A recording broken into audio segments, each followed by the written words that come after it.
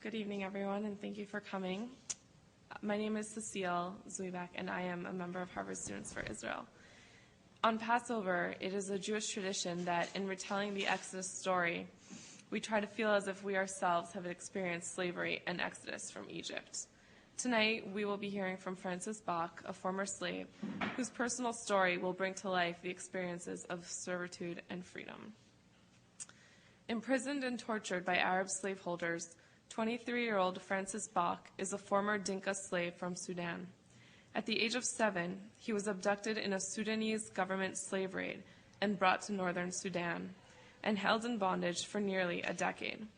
In 1996, he escaped from slavery and settled in Boston, where he works today with the American Anti-Slavery Group. He has testified to the Senate, met with Secretary of State Madeleine Albright, carried the Olympic torch, and been honored by the Boston Celtics. Most recently, Bach met with President George W. Bush at the White House upon the signing of the Sudan Peace Act. Francis Bach currently educates people of all ages and backgrounds about his own experiences, telling audiences how his master beat him and told him that he was an animal. In 2003, St. Martin's Press will publish his autobiography. Bach's own struggle against Islamic intolerance and subjugation will help us understand that the war against Israel is but one manifestation of an assault on ethnic and religious minorities in the Middle East, and that Jews are not the only minority in the Middle East whose right to self-determination is being challenged. Please join me in welcoming Francis Bach. Take the seat back. Well, good evening. It's great to be here. And I thought I was talking earlier that the city we have here is not enough for the people, but now we have a lot of it even, still not people sitting on it. And I was expecting to be more people, but it's okay. I know all of us are here could be great teams to take this message to a lot of people who didn't show up here tonight. And before I start talking to you, I want to thank you for having me here, especially for the Passover to be a speaker to you. And this is not the first time to me, actually, that I've told you I spoke to the Jewish groups in the Passover. I've done it many times in different states, in different cities. You know, when I first started, I didn't know what this meant exactly. But I talked to people who told me what this means. It's a memory of the time when the Essex had been enslaved in Egypt, which is not far from where we enslaved today. Sudan and Egypt, they are almost to be the same country, what I heard years and years ago. So I would like to begin by saying to you that, you know, even though it still hurts to the Jewish people for what the ancestors have been through, you know, when I was 10 commandments, when the Moses said to Pharaoh, let my people go, and sea open for them, and they crossed the sea, when the Egyptians come after them, sea covered on those people and kill a lot of them. I sometimes say to Jewish people, you're lucky the sea opened for you, for your people. But yet the sea hasn't opened to my people, South Sudanese. And I know that's why some of you are helping a lot, and we're trying to talk to you because we experience the same things. We became brother and sister with Jewish people. And this is the one thing I want to share with you, too. I want to know there's a lot of effort that's been done by Jewish people, not only in the United States here, but even back home in Israel. I heard from some people, some of you might not know, that they support our governments, not the government, the SPLA, the army that based in South Sudan, who depend in South Sudan's big support, not only support that we do here in the United States. And I can't thank Jewish people enough, but I hope we can return this great kindness someday with the people of South Sudan to them. Actually, I just want to share with you this story, my personal story, that I will be focusing on it with you. I wish I could talk about modern-day slavery around the world today, but I could tell you a little bit about it at the end. But I want to tell you what happened to me personally as a young boy in 1986, when I was 7 years old. When I was 7 years old, my mother sent me to a local market to sell eggs and beans. She sent me with a kid of 15 and 16 years old. And we took a walk about 5 miles to a local market. But when we get to local markets, and let me be clear to you, when I say market, it's not like you're going to mall or big store, people actually gather underneath the tree, and that's where they sell and buy. And after they finish, they go back to villages where they came from. There's a little markets, but it's not like the mall. You can see everything there. You can shop all kind of things you need. And while I was sitting there next to adults in the local markets, I heard some adults saying that we saw smoke, and they point towards the village we came from, and some of them also says that we heard again shootings. But at that time, I wasn't aware of what's going on, or something happened already after we left the village. I was there having a lot of fun. I know I promised my mom I'm not going to go and play in the marketplace, because before we left, she was talking to one of the kids. Her name Abuk, she's our neighbor, saying to her to make sure Francis is not going to leave the eggs and beans and go to play with the kids in the marketplace. And also make sure that when he sells the eggs, let him give you the money. And she also talked to me that don't confuse what Abuk's going to tell you. Do the work and make sure that you come back with her. And I said to her, yes, which I didn't know my life going to change in the next few hours while in the marketplace. And actually, while I was sitting there and I heard these people talking, my mind was kind of a little scared. I was scared, but I didn't know really what was going to happen. But my body was kind of shaking because something big can happen in the next 20 minutes. But when I looked behind me again, I seen a lot of horsemen coming towards us, a lot of horsemen and camelsmen, and some other walking with machine guns and just start shooting people in the marketplace. I look at the people that look different. They have different dress. They came towards us with these big animals, and they start shootings, and they speak in different language, which no one of us, I believe, understand, because they speak Arabic, and we all speak different languages. And most people in the marketplace are Dinka. This is the tribe that I am from, the largest tribe in southern Sudan. And when I seen all these people falling down, never get up, and seeing all these people coming, and they start destroying everything on the markets, and they start collecting the kids. And my mind was very confused. I said, what's going on here? I know we all here for the business, and we all here to have fun, some of us like myself, but not to witness all these things that are happening. And it was a very scary moment, actually, when I seen these people. And there's one militiaman standing in front of me with this big horse. When I seen this guy very close to me, I stood up quickly and I tried to run, and he got up on his horse, and he grabbed my hands. I didn't talk. I was very scared, and because he's carrying a gun, and they start collecting the kids, and after they finish, they marched all over to the north, and I witnessed one girl. She's 12 years old. She was screaming all the way, and I could hear her what she's saying on the way. She's saying that she's seen her mother and father being killed in front of her, and one of the militiamen told her to stop crying, and she couldn't stop crying, and the guy just took her out in the group, and he shot her on the heads. And this was very scary, more than what I saw already in the marketplace. When I seen that, I actually said to myself, this is not a danger now for the men, or danger for adults only. This is a danger even for the kids. And I learned to be quiet in that moment when I saw this little girl get hurt. On the way up to the north, we divided up to militiamen, and I was given to a guy named Juma Abdullah. When I first came to Juma Abdullah's house, he called the whole family to meet me. And all his 3 children had stick. And they all came towards me, and they started beating me. And they laughed, and they called me Abid, which is mean black slave. That was my welcome. After they beat me, actually, Jimmy showed me where I'm going to be sleeping. He showed me the shelter that close to the animals, cows and horses and camels, goats and sheep. And each morning he sent his children to come to make fun of me and beat me. And I still remember that time, even I don't speak Arabic, his wife used to come and he stand in front of me and he speak in Arabic, saying that if my husband would allow me, I would shoot you. She always said, I would rather stay in the animal here than seeing your face in my house. And I didn't know what she talking about at that time until later on when I learned Arabic in a few months. And she came one day saying the same thing. I knew what she exactly means. And I can tell from her action, the way she talked to me, the way she treated me. Because sometimes when Jimmy is not home, she doesn't feed me at all. And she sent kids now and then to come make fun of me, spit on me, or laugh at me, or beat me. And I was very scared. I said, this woman is going to kill me one day. And it was really hard to me, actually, the first time when I arrived there. And they isolate me. The kid is not allowed to come to play with me. They only come to beat me up, and I was very upset about that. I said, what's happening? I came from the family who care about me, and now I'm with the people who don't even ask me what I need to eat, or not even allow me to amuse myself and play with the kids with my age.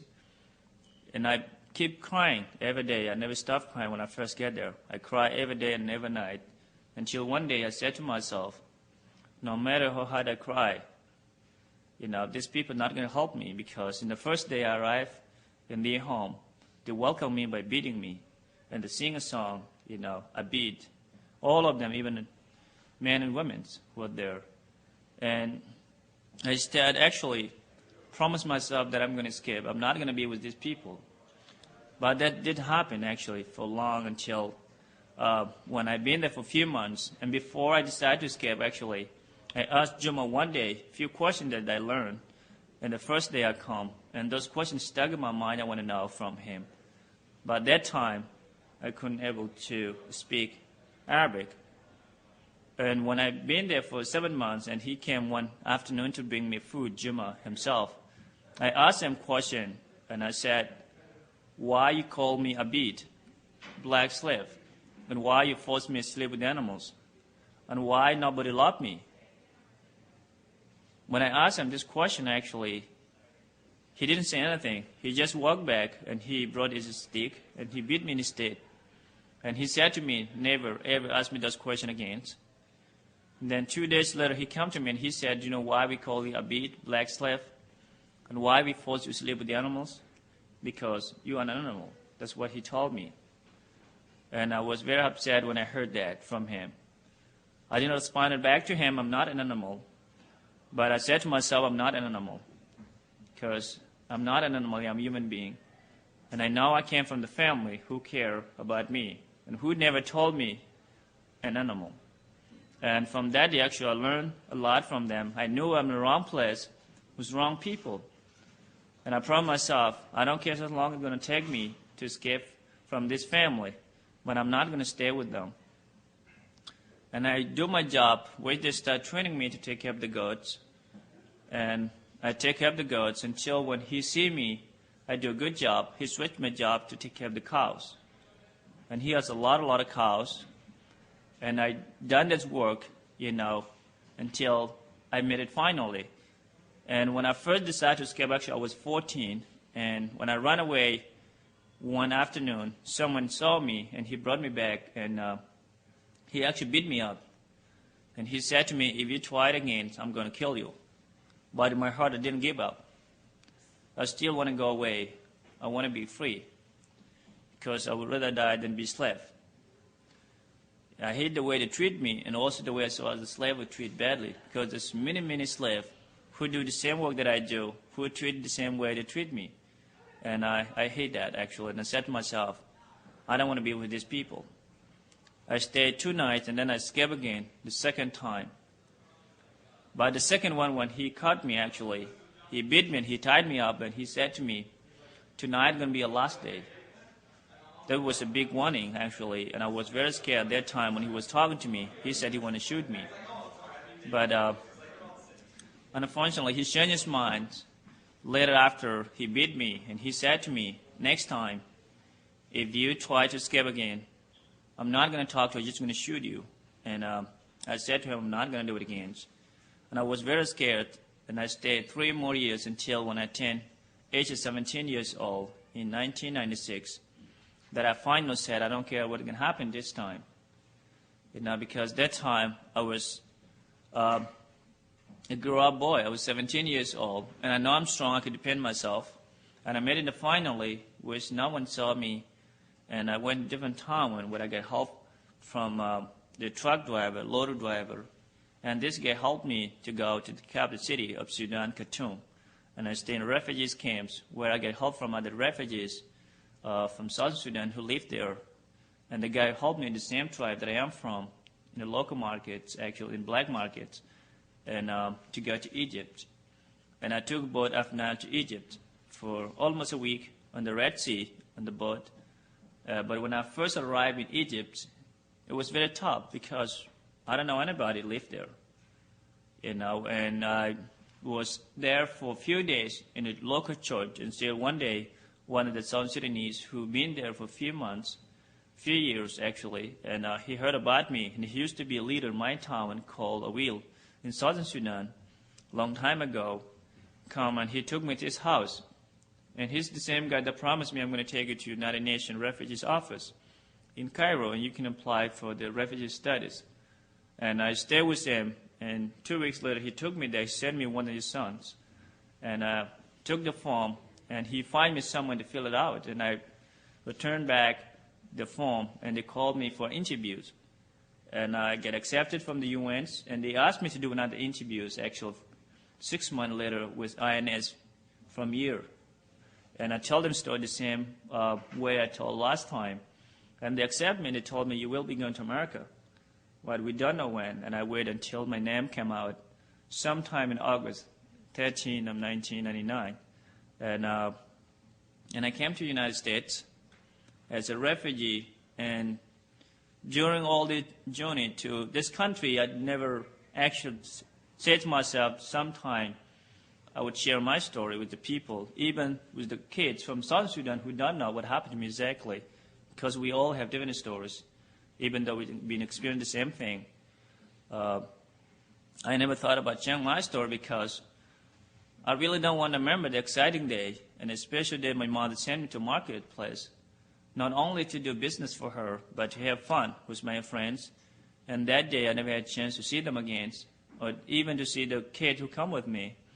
And also, I don't want to remember the life that I've been to for 10 years with these people, with a lot of isolation and not love, and and torture. They beat me daily, all this stuff they do to me. And also experiencing the kids that I know who lost their legs and who stayed there, who can make it. Kids who are not strong like me, like I tried many times until I get away. So I didn't like to share my story at all. And I went to Fargo, North Dakota, where they settled me, actually. And I was in Fargo, and it was very hard, actually, when I first arrived in this country because I don't speak English that time at all. And I even stuck a few weeks in an apartment in Fargo. And till finally, when I learned a little bit of English, I talked to people from organizations who sponsored me, Lutheran Social Services, and they helped me to move to Iowa because there's a lot of South Sudanese population live in Iowa. And I lived in Ames for 5 months until one day I got a call from the guy named Justice Sage. He's an associate director of the American Enslaved Groups. And he called me and he said, I heard about you for one of the South Sudanese who helped you in Egypt for the UN form. And we are the human rights organization fighting slavery worldwide. And when he said a lot of things, and I said to him, you know what? I'm not in slavery no more. I was slave for 10 years, but now I am okay. I'm here in the United States, and I'm working, and I have a lot of plans in my life. And Jesse didn't give up. Actually, he called directly to people I stay with them, and until I agreed to move to Boston in May 2000, and I didn't even make, 3 weeks, I guess it was a week and a half, I've been in Boston here. And Charles Jacobs, the president of the organization, the American Enslaved Groups, said to me that I'm going to take you to Washington, D.C. to speak to the Congress in the Capitol Hill. And that time it was funny because I wasn't aware where is Congress even, and where is the Capitol Hill, because I don't even know. And I went with him, and this is my first speech. I spoke out in Capitol Hill.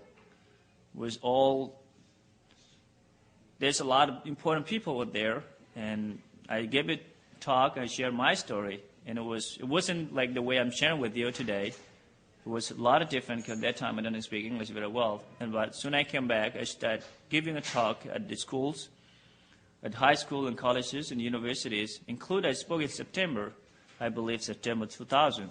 I spoke in government school, where I'll be speaking later again tonight in Harvard here, and I've done some other places, that I give a talk and start giving a talk even at Jewish synagogues and Christian churches and doing national television and radio talk shows. Been traveling all over to share my story. And as you heard earlier from introduction that I testified to Foreign Relations Committee, and I had the opportunity to meet with Secretary of State Madeleine Albright at that time, and also had another chance to visit White House twice. And finally, I met with the President of the United States, Bush, when he signed Sudan Peace Act. And I thank him actually on that. I thank him when he signed that bill. I stood up and I said to him, President, I want to thank you personally, and also I want to thank you on behalf of my people, South Sudanese. And also I shared with him that if the women in Sudan knew today you signed the law for them, their sad faces will light up in hope. And I encourage him to continue, because this is a strong country with strong people. And if you can imagine, 2 million already been killed in my country, and 10,000 people have been displaced from their own land.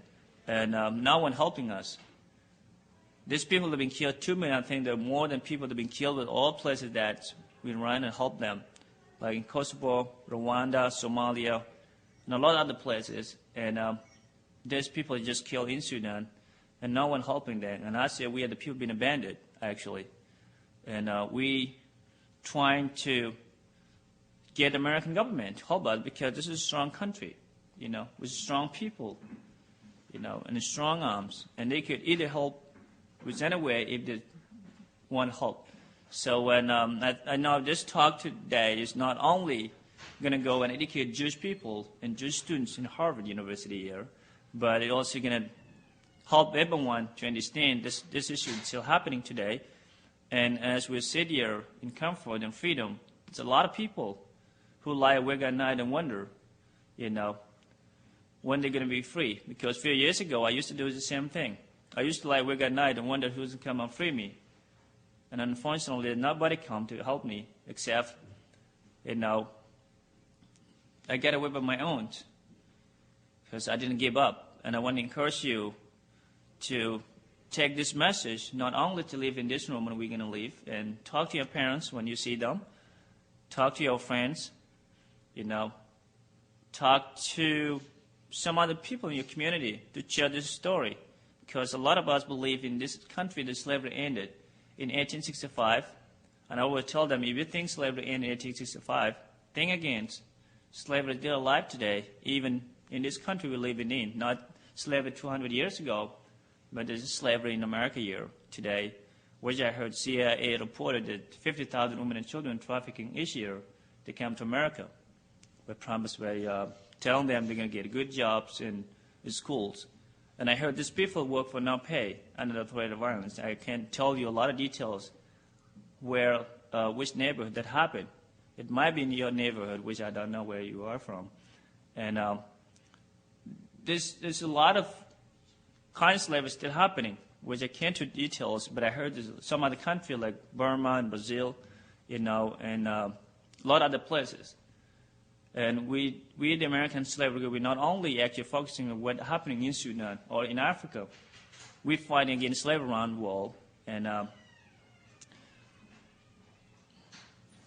we're grateful because we're in Boston. And I say, I'm lucky to be here in Boston too, because I heard and I read in my school, and I went to school for 1 year, that Boston is the center of abolitions. And we all abolitionists. We can fight to help others. And I want to encourage you to take this as a part of the work that you do daily to help tell the story, because we need to abolish slavery again today. And before I turn it over to you, I want to thank you for having me, even though we're not enough. I think we are now because we're strong in our hearts, and that's how it goes. It's not about million people. One person can make a difference, and I believe in this room, we all could make a difference. Because a few years ago, as I mentioned to you, I never thought I would be able someday to share my story, but today I share with all kinds of people, from very young age to high school students, to people like you. And I know a lot of people come to me sometimes when they say, you're helping us, you're making a lot of difference. And I heard this message actually from this great God King, Martin Luther King's wife, when she gave Charles Jacob Award called Boston Freedom Award in 2000, I believe, with Maya Manino. And she talked to us, and we walked her to her hotel. And she said to me, "You're not making a difference to your people only. And don't even think that because you're young, people will respond or what you tell them. You're making a difference to every one of us here." And she actually shared with me how her husband, been struggled to fight for freedom of everyone, not only for African American, but fight for everyone to live free. And I'm not going to compare myself to him, Martin Luther King, but somebody helping, people too. I'm not here only to share my story with you or here on behalf of my people. I'm here on behalf of all of us and behalf of people that we mentioned. 27 million people are still in bondage today. I want to thank you. I want to turn it back to you. When you have any question for me, I'll be happy to answer your question. Before we go to question period, there is a clipboard going around, and one of the questions people have is, how can now that you've heard Francis talk, well, what can we do?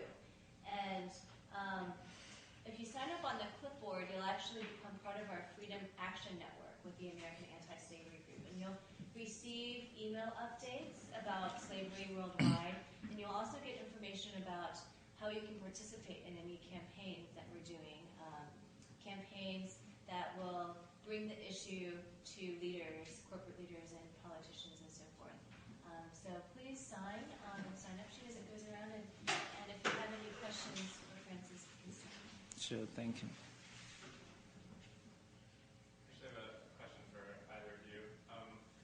First of all, can you explain a little bit about what this South Sudanese Freedom Act that President Bush signed is meant to do, and if it's sufficient, and if not, what are there any bills in progress or in the works that would make a difference here, or in terms of advocacy, what should be done, or what is your group doing that we could? I guess we get these, but it seems like advocacy is necessary to make sure that the government responds in a sufficient and adequate way to this problem. So just wondering what bills are in the works. Can you hold with the question? Actually, I could be back to you. Yeah, I'm not familiar with all of the particulars of the Sudan Peace Act, but what I can tell you is that it recognizes that what's been happening in Sudan as Right. genocide. Right. And that is a huge step, because as soon as the United States government recognizes it as genocide, by law, the government is responsible to actually do something about it. And the legislation stipulates, I can't remember exactly how much money to Sudan. Something 100, 300 or 100 million, It's something over a like. 3-year period. Yeah. And during that 3-year period, Sudan has to keep its part too in terms of ending its genocide in order to receive this kind of money. Mm-hmm. And so far, we have seen that the Sudanese government in Khartoum, the regime has continued actually these slave raids and genocide, and has not stopped its practices. Now, so your question is very good, because we still have to keep the pressure on, even though President Bush signed the Sudan Peace Act. It doesn't guarantee that he'll actually follow through. Is the idea behind it sort of like a carrot in front of the horse that is the Sudanese government or something to try to, like, they're gonna curtail their slave rates so that they can get the money that's allocated to Well, actually, yeah, I think it's, if they're working towards peace, then there'll be, actually the money I think goes towards monitoring maybe, and also towards rebuilding the area where there have been slave raids, but I'm not exactly sure. I think, in answer to your question, I think they're a mixture of carrots and sticks. Yeah. In the bill, carrots, if they pursue peace negotiations with the Southern Sudanese leadership, then they get certain economic rewards, and if they fail to do that, then there are certain economic sanctions that are imposed. Right. Yeah. My name is Sasha. I'm a grad student here. My question was, you sort of said at the beginning that, or the way this was introduced, was a question about sort of patterns of treating minority groups within the wider, Islamic or Arab world is one way that you framed it. I'm wondering, what from your experience have you gleaned? I mean, you were treated very badly by, I guess, Arab Berber groups in Sudan. You were treated well by Egyptian groups, by Arabs in Egypt who took you and helped you get to the UN and report. But can I cut you off a little bit from the UN? It's not actually by Arabs in Egypt who helped me for the UNs. UN is, as you know, is located in any country in the world except in Sudan. Now they are not there anymore. I think they're still there. I don't know. And when you came to Egypt, you stayed there by yourself. The Egyptians didn't help you with anything, except the UN people. When you came immediately, and someone took you there to the office, they know you can't afford to live there if you don't have a job, and it's hard to get a job. So there's a lot of refugees there. So before the UN accepts you, some local churches help you to stay. They pay for your rent. They give you food, to eat. And when you get accepted from the UN, pay you money monthly that you can pay all your expenses, and then you can follow up with the process, with the UNs, whether you get accepted or you get rejected. If you got rejected, then there's some other, places you can go. You can go to Canadian embassy and talk to them. They could help you to go to Canada or Australia or even British. There's a lot of places. So you don't want to correct you that I didn't get a help. Yeah. That didn't come. That wasn't. I didn't Yeah. understand that clearly. What then would you generally? I mean, are there things that you've learned about being a minority? I mean, what's like to be a minority living in a majority Arab or Islamic dominated country? Well, a little bit of my experience, what I've been through, and I wish I learned this from school. Like some other people, you can learn the differences. Whether this was something that from a long time ago and just something new. And for me, in my opinion, I believe not everyone, and this is the way I do it. Actually, I've done a lot of people to take my message in a negative way. They're going to promote it to make it, different kind of thing that I don't talk about it. I don't go by saying this is a conflict between Islam and Christianity and Jews. Or I don't go by saying this is a conflict between Arabs and non-Arabs, because in every country and in every culture, there's the good people and bad people. I always say this is not a matter of left and right. This is a matter of right and wrong. And these people who go to my country and raid villages and kidnapping women and children, include Jama Abdullah himself, who enslaved me for 10 years, it's wrong. It's wrong to slap me. It's wrong to treat me the way they treat me with his family. It's wrong for him to say what he shouldn't say, that I'm an animal, But I can't say I have hatred. If I had a chance to see him today, I would punish him or do whatever. I think I can't do that, and I can't promote this by calling it's all about Arabs and all about Muslims, even though we all feel that way. And this is the way they take it dumb. They say that people hate them because they are Muslims. That's what they say. Everybody feels the same way, but not all of us. There are a few of us who feel the same way that you just mentioned exactly. But to me, I don't go that way. I go by judging these people who do the wrong thing. They are wrong. They shouldn't do it. Because there's no reason, to treat somebody else less than you. And there's no reason to call yourself you're better off than me, And there's no reason actually to go with those kind of things that doesn't make sense to me. Religion, belief, or skin color. People are all the same, We should allow everyone to live in dignity and no, division between people, And in this case, it's really hard to give you, exactly what's the answer you're expecting from me, and this is the way it goes, because if you say yes, this is all about Muslims, you're wrong, because some Muslims you can find they're good. If you say Arabs, you might be wrong too. The same thing you can say with all Jews are bad or good, and you can say that all Christians are bad or good too. So this question go,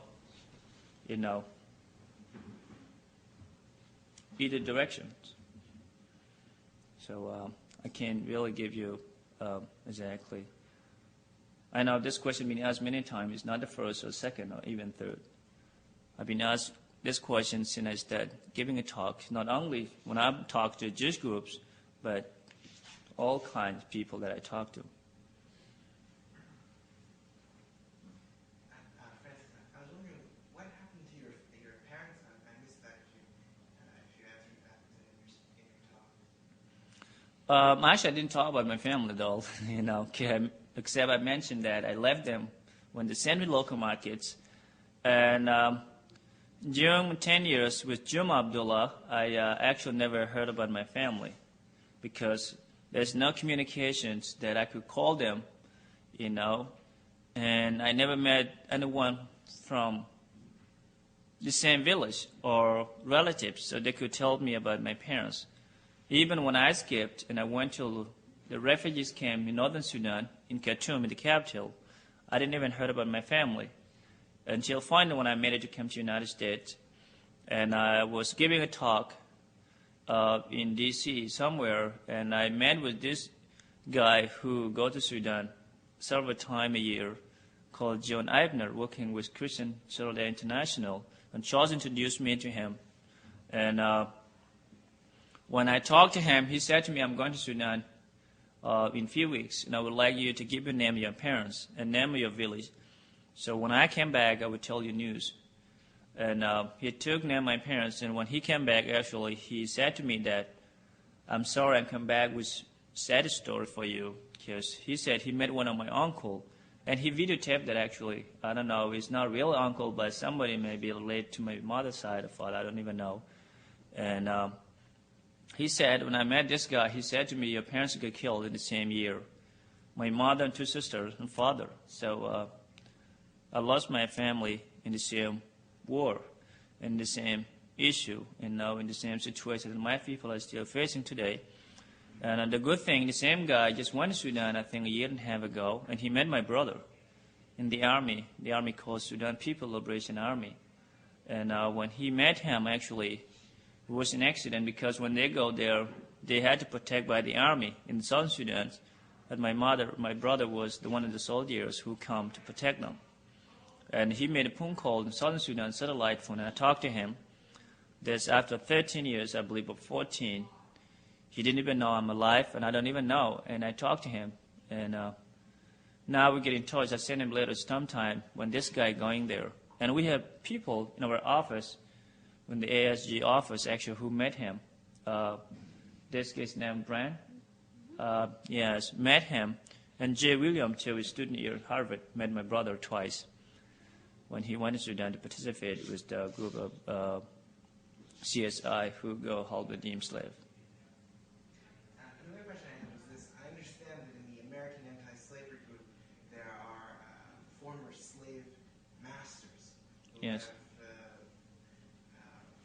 joined the right side. I was wondering, what's it like to meet people who used to be slave masters? What is that like for you? And who are now on your side? Well, I know slavery is the same no matter where it happened, and when it happened. Even though this guy came from a different country in Africa, and which kept me a little bit away from him by attacking him. I can't attack him, I shouldn't say this word, from asking him a lot of questions, why his father thought to do that. And I wish he was from Northern Sudan. I would have a lot of questions for him. But unfortunately, he's from a different country in Africa. And he's an Arab too, He decided maybe to do what he do in some purpose. Nobody knows, Maybe he hate what his father used to do and what these people used to do to those who captives, Whatever reason he decided to be against his own people and his own government, I don't know. I never talked to him about that. But I met him a few times and I talked to him. We speak in Arabic. He doesn't speak English. Because he only speaks French and Arabic. And it's good that he declared that what his father does is not a good thing, And he recognized that we're all the same, We shouldn't treat other people less than us. And I'm so glad that if, he continued to do what he do.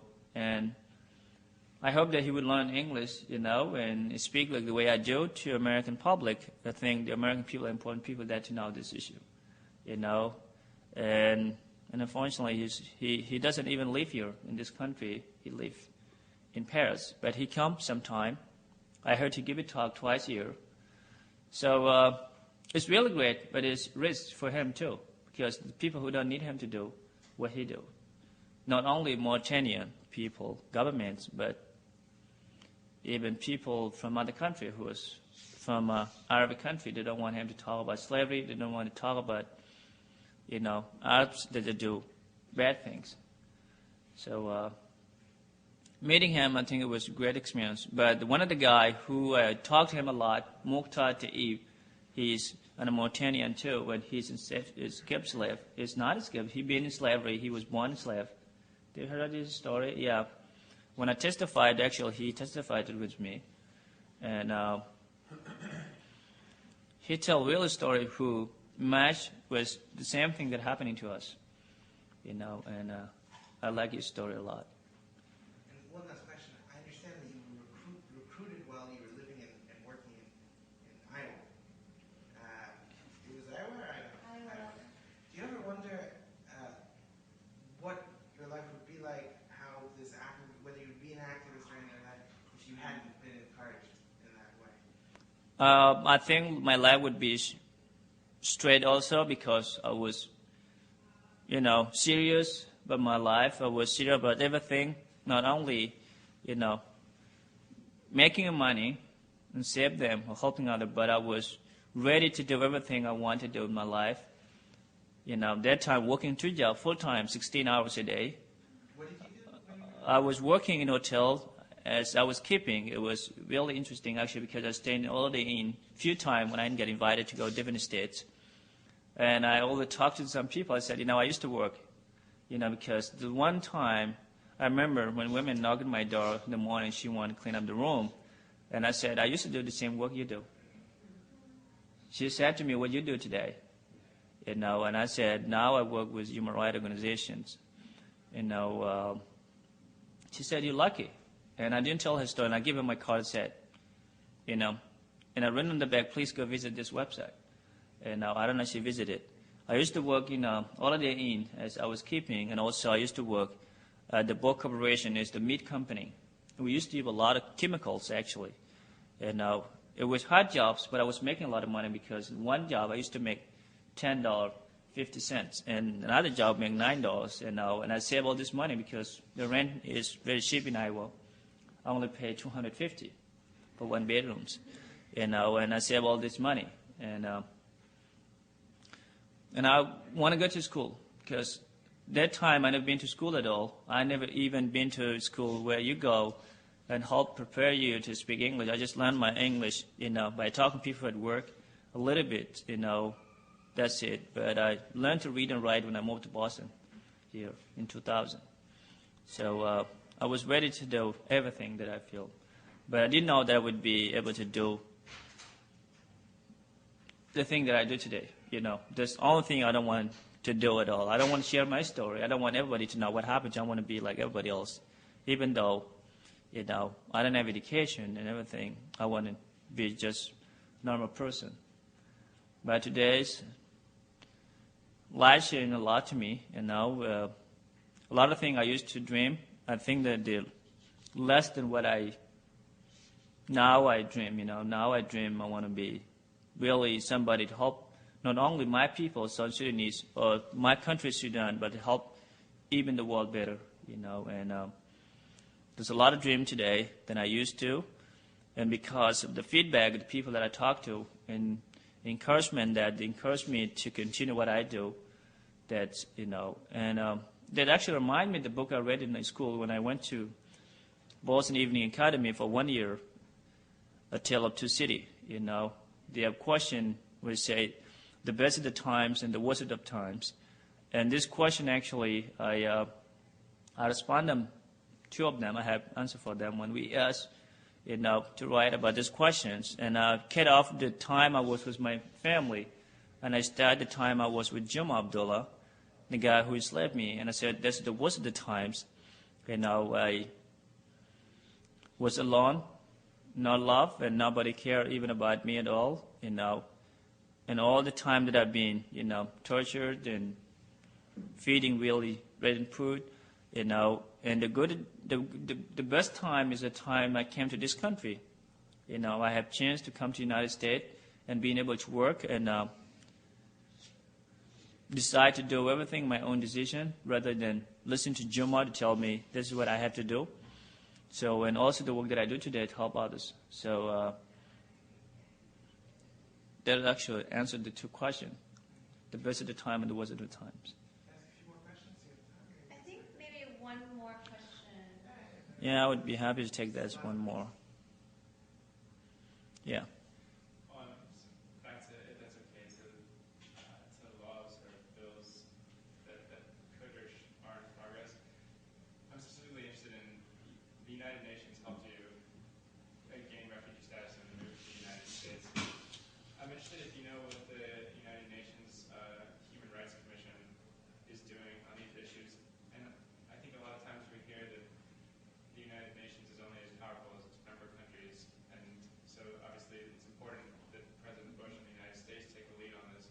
But actually Mary Robinson, who was the head of the United Nations Commission on Human Rights, has spoken here a few times, and it seems like they are, I don't want to say powerless, but what could the United Nations be doing that it's not doing at the moment? And these economic sanctions, if they're effective, which it's hard to say who the sanctions really hurt and whom they help, would you support some kind of military intervention to free slaves, or what's the best way of utilizing the United Nations to solve this problem? I can take a quick. Okay. Just this past week, actually, the UN Commission, the UN Human Rights Commission meeting in Geneva actually passed a resolution that upgraded Sudan's status from a country 9 to a country 19. And what that means is, as a country 9, Sudan was labeled a problem country, a country with special problems, and they had a UN monitor go, a special rapporteur, and monitor the human rights situation. They upgraded it so that it's no longer considered a country with special problems. And that means that the UN monitor will no longer be going to Sudan. And that's actually, there was no reason for them in terms of the situation in Sudan improving. All the reports from the UN monitor was saying that the same genocide, slave raids are still going on. And the reason why it passed by one vote. The reason why it's passed, I think, is because of the member countries that actually sit on the commission. Libya, who actually has slavery from Sudan, is the chair of the UN Human Rights Commission.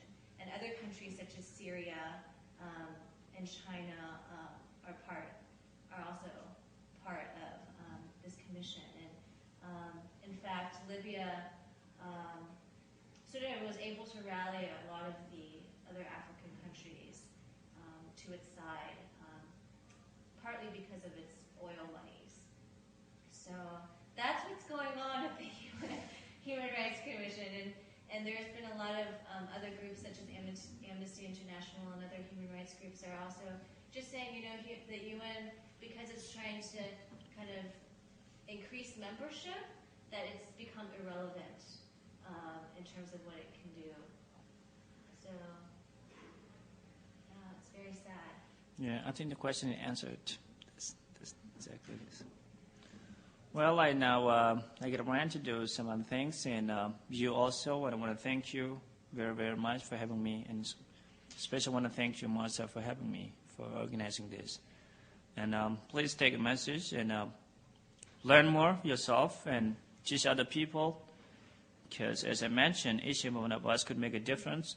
There's a lot of work still need to be done, and this work needs to be done by us, and I want to encourage you to do something on this. You can do what you feel can do as individual person, as individual groups, and visit the website. And now we have many ways that people like you help, and that's what's direct you exactly what you can do personally or what you can do as a groups.